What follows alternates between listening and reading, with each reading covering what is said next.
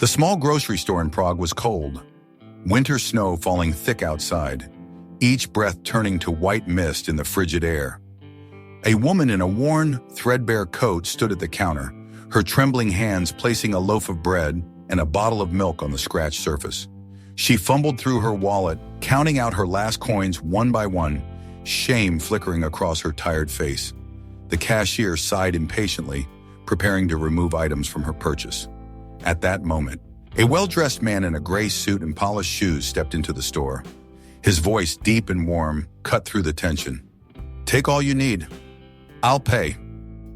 Elena Novak was 29 years old and had learned to make impossible mathematics work every single day. How to stretch 3 coins into a meal, how to choose between heating and eating, how to explain to a 6-year-old daughter why dinner was bread and tea again. She worked night shifts as a server at a 24-hour diner, earning barely enough to cover rent on their one-room apartment. Her husband had died 2 years ago in a construction accident, and since then, Elena had been both mother and father, breadwinner and comforter, protector and provider. The one thing she carried everywhere was an unfinished knitted scarf, a project her own mother had started before she passed away. Elena would work on it during her breaks, adding stitches when she could afford yarn, the familiar motion keeping her connected to the mother she'd lost and reminding her to stay strong for the daughter she was raising. That December evening was particularly brutal. Annika, her 6-year-old daughter, had been sick with fever for 3 days. Elena had used the last of their money on medicine, leaving only a handful of coins for food. She'd counted those coins a dozen times, hoping somehow they would multiply, but mathematics was cruelly exact. In the small neighborhood grocery store, Elena carefully selected the cheapest bread and a small bottle of milk. Her hands shook as she placed them on the counter, not from cold, though she was freezing, but from the shame of what was about to happen. She pulled out her wallet and emptied it completely. Coins scattered across the counter as she counted. 1 crown, 2, 3, 5, 7. The total came to exactly 11 crowns. The groceries cost 15. "I'm short," she whispered to the cashier, her face burning red despite the cold. Could I just take the bread?" The cashier, a tired middle-aged woman who had seen this scene too many times, began to reach for the milk to put it back on the shelf. That's when the door opened, bringing with it a gust of snow and the presence of someone who clearly didn't belong in this struggling neighborhood. Dominic Cerny was 38 years old, the CEO of the largest real estate development company in Prague. The media called him the King of Steel, cold, calculating, and utterly focused on profit. His suits cost more than most people earned in a month, and his reputation for business ruthlessness was legendary. But what the newspapers didn't know was that Dominic had grown up in an orphanage, sleeping in crowded rooms with 20 other forgotten children, knowing the specific hunger that comes from being nobody's priority. He'd stopped at this particular store because his driver was getting gas at the station next door. Through the window, he'd seen the woman counting coins, and something about the gesture, the careful way she handled each piece of metal as if it were precious, had transported him back 30 years to his own childhood. Dominic walked directly to the counter, his expensive shoes clicking on the worn linoleum floor. He looked at Elena's handful of coins, at the bread and milk, at the shame in her eyes, and made a decision. "Take all you need," he said, his voice carrying quiet authority. "I'll pay for it." Elena looked up at him, startled. For a moment, she seemed ready to refuse, to protect her pride even at the cost of her daughter's meal. But then her shoulders sagged slightly and she whispered, "Thank you." As Elena clutched the bag with her groceries, she thought, for the first time in years, someone saw me not as a burden, but as a human being who matters. The next day, Dominic found himself doing something completely out of character. He went to the diner where Elena worked. He'd overheard her mention it to the cashier as she'd thanked him, saying she needed to get to her night shift. The diner was modest, the kind of place where workers came for cheap coffee and filling meals. Elena was behind the counter, her hair tied back, moving with the efficient grace of someone who'd done this job 1,000 times. When she saw him, surprise flickered across her face, followed quickly by wariness.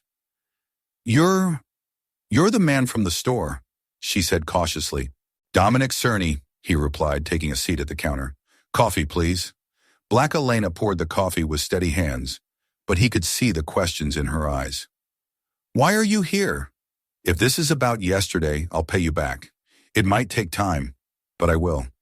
I don't want repayment, Dominic said. I don't know exactly. Make sure you were all right, I suppose. Elena's expression hardened slightly. I don't need pity. I'm managing fine. I don't pity you, Dominic replied, and his voice carried a weight that made her pause. I recognize you. I once stood where you're standing, counting coins and hoping they'd be enough. Something in his tone made Elena stop, truly look at him. Beneath the expensive suit and polished exterior, she saw something familiar. The shadow of hunger, the memory of struggle. Slowly she began to talk. She told him about working 2 jobs, about Annika's fever, about choosing between medicine and food. She spoke in short sentences, as if words themselves were a luxury she couldn't quite afford. Dominic listened, and then he shared something he rarely told anyone. He talked about the orphanage, about being the child no one wanted, about nights when he dreamed of someone, anyone, caring enough to buy him a simple loaf of bread.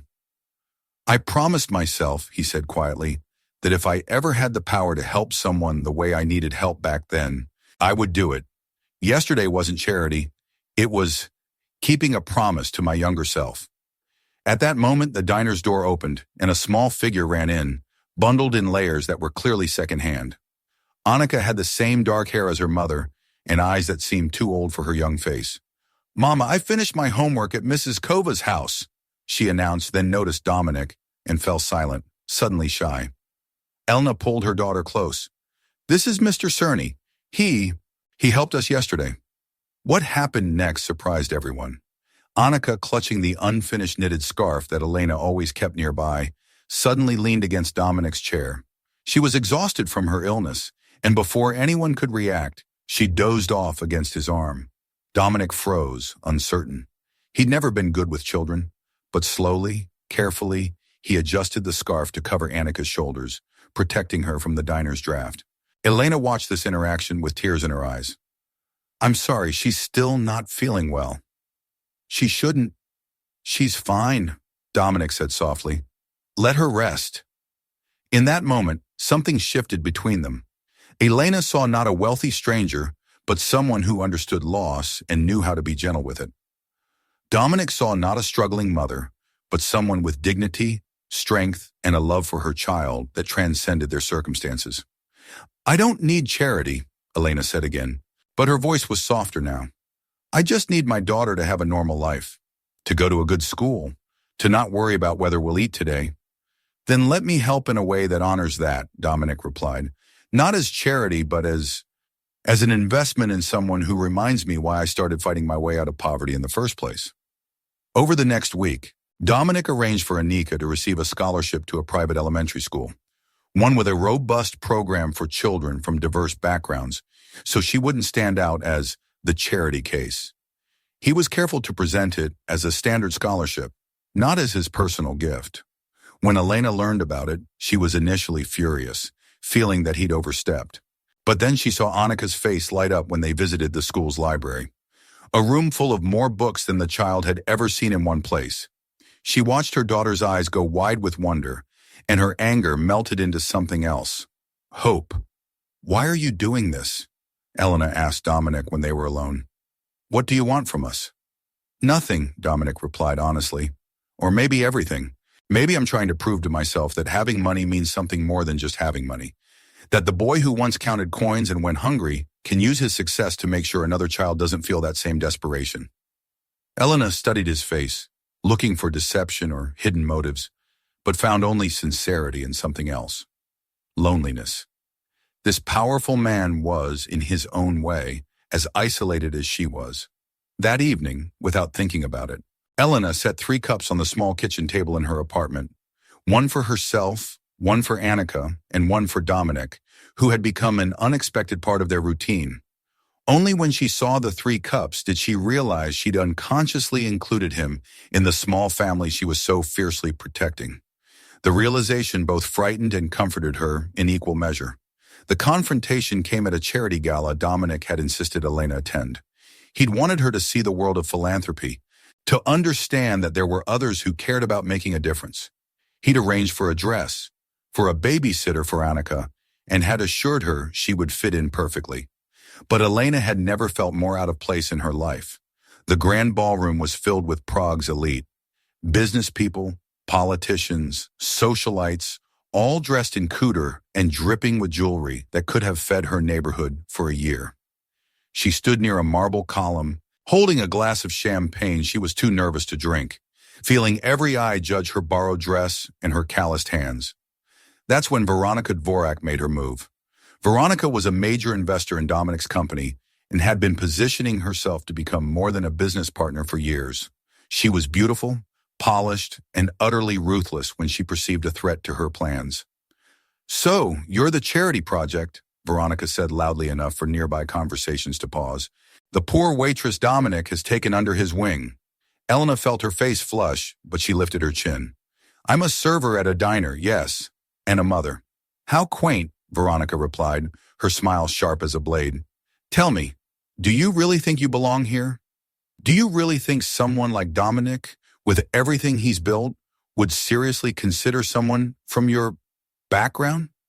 The nearby guests had stopped pretending not to listen. Phones came out, sensing drama. Elena felt the weight of judgment from all sides, the unspoken message that she was an intruder in a world not meant for her. She started to turn away, to flee to the bathroom, or better yet, to leave entirely. But then she felt a small hand grip hers tightly. Annika had somehow slipped away from the babysitter and found her way to the gala. The child stood beside her mother, fierce and protective, despite being only 6 years old. "Don't be mean to my mama," Annika said to Veronika, her young voice carrying surprising strength. "She's the best person in the world." The ballroom went completely silent. Dominic, who had been across the room in conversation, heard the commotion and quickly made his way through the crowd. When he saw Elena's pale face, Annika's protective stance, and Veronica's triumphant expression, he understood immediately what had happened. "Veronika," he said coldly, "I think you've said enough." "Oh, Dominic, I'm just being realistic," Veronika replied smoothly. "Surely you see how inappropriate this is. She's a waitress with a child. You're the CEO of a multi-million-dollar company. What could you possibly have in common?" Dominic removed his expensive watch, a piece that had been featured in business magazines, a symbol of his success, and placed it deliberately on a nearby table. "You want to know what we have in common?" he said, his voice carrying across the silent ballroom. "We both know what it means to be hungry, to count coins and hope there'll be enough, to be invisible to people who have everything." He turned to face Elena directly. "This woman has given me something that all my success, all my money, all my business achievements never could. She's given me the feeling of belonging somewhere, of being seen for who I am, not what I own." Then, as the entire ballroom watched in shock, Dominic knelt before Elena. From his jacket pocket, he pulled out a simple silver ring, not a diamond, not an ostentatious display of wealth, but something honest and real. "Elena," he said, his voice steady despite the momentous nature of what he was doing, "I can't promise to make everything easy. I can't erase the struggles you've faced or the loss you've endured, but I can promise that you and Annika will never have to count coins again.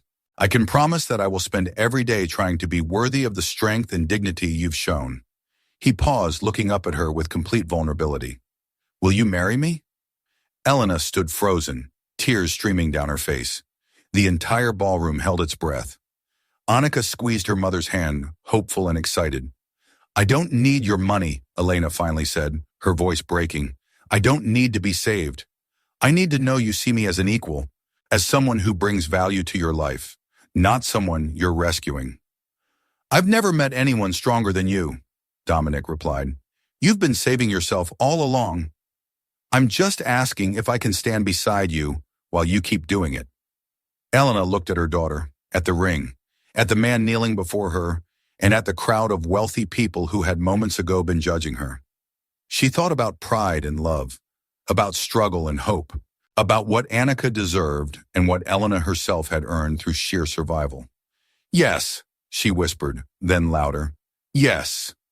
Dominic stood and slipped the ring onto her finger, and the ballroom erupted in applause. Not everyone was happy. Veronica stormed out in fury, and some of the older elite shook their heads in disapproval, but many were genuinely moved by what they'd witnessed. One elderly woman approached Elena afterward and said quietly, "My dear, I started as a seamstress. Don't let anyone make you ashamed of where you came from. It's what makes you valuable." As Elena stood there, Dominic's arm around her and Annika holding her hand, she realized that the shame she'd carried for so long, the shame of poverty, of struggling, of needing help, was beginning to lift. Not because her circumstances had changed, but because someone had looked at her struggle and seen strength instead of weakness. If you've ever been mocked for having less, leave a heart below. Sometimes kindness defeats all prejudice. The aftermath of the gala proposal created waves that rippled through both their lives in unexpected ways. Media coverage was intense. Some outlets celebrated the Cinderella story, while others questioned Dominic's judgment as a CEO. Elena found the attention overwhelming at first. Reporters showed up at the diner where she worked. Customers who had never noticed her before suddenly wanted to know her story. But she handled it with the same quiet dignity she'd shown while counting coins. "I'm not a fairy tale princess," she told one persistent journalist. "I'm a working mother who happened to meet someone who understands what struggle means. That's all." But it was more than that, and both she and Dominic knew it. Something fundamental had shifted in both their lives. Elena made a decision that surprised even herself.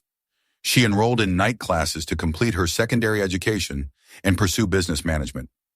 Not because Dominic expected it, but because she'd realized she wanted more than just to survive. She wanted to build something of her own. "I've been so focused on getting through each day," she told Dominic one evening, "that I forgot I could plan for a future." Dominic, for his part, was also changing.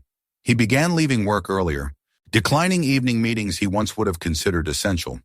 Instead, he found himself at the diner during Elena's shifts, drinking coffee and talking with her during breaks. He learned about her regular customers, their stories, their struggles.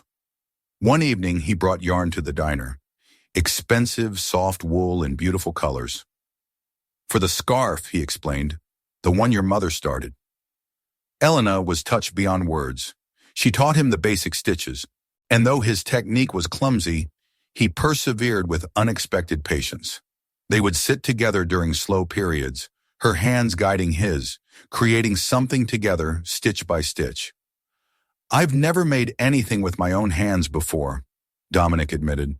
"Everything in my life has been about acquisition, about using money to get results. This is different. This is creating something real," Elena replied. "Something that exists because of care, not capital." Dominic also did something that shocked his board of directors. He purchased a large plot of abandoned land in Elena's neighborhood. But instead of developing luxury apartments as expected, he worked with Elena to transform it into a community garden. Together, with Annika's enthusiastic help, they planted sunflowers. Dozens of them, their faces always turning toward the light. The symbolism wasn't lost on anyone. "These flowers always find the sun," Annika observed, her small hands patting soil around a seedling. "Even when it's cloudy." Elena and Dominic worked side by side in the garden, dirt under their fingernails, the distinction between CEO and server disappearing in the simple act of planting hope. Other neighbors joined them, and slowly, the abandoned lot transformed into something beautiful. One afternoon, as they watered the young plants, Annika asked the question that had been building. "Mr. Dominic, are you going to stay with me and Mama?" Dominic knelt down to her level, his expensive suit getting dirty without him noticing or caring. "If you both will let me, I'd like to stay forever." "Then you should call me your daughter," Annika said simply, "because that's what I want to be." Dominic felt tears in his eyes, the first he'd cried since childhood. "I would be honored," he said, pulling her into a hug. "I would be so honored." Elena watched this exchange, her own eyes wet. She'd been so afraid of letting anyone into their small, protected world, terrified that Annika would get hurt if things didn't work out. But watching Dominic embrace her daughter with such genuine emotion, she realized that fear had been keeping them from something beautiful. That evening, the three of them worked together to finish the scarf Elena's mother had started. Dominic added his clumsy stitches. Annika added a section in bright colors she'd chosen, and Elena completed the pattern her mother had begun. "It's like our family," Annika observed, looking at the scarf with its mixture of patterns and skill levels. Different parts, but all connected. They had their first dinner together in Dominic's apartment that night, but it felt wrong. Too formal, too cold, despite the luxury. The next week, Dominic brought ingredients to Elena's tiny apartment, and they cooked together in her small kitchen, Annika setting the table with careful attention. "This feels more like home than anywhere I've ever lived," Dominic admitted, looking around the modest space. "Home isn't about size or cost," Elena replied. "It's about belonging." The community garden continued to grow, and with it, their understanding of each other. Elena learned that Dominic's cold business reputation masked a deep fear of being abandoned again, of returning to the poverty and invisibility of his childhood. Dominic learned that Elena's fierce independence was built on years of having to rely only on herself, of being disappointed by every system that was supposed to help.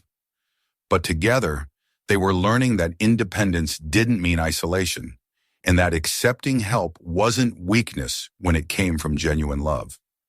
The sunflowers began to bloom, their yellow faces turning toward the light, just as Elena, Dominic, and Annika were learning to turn toward the hope of their new family.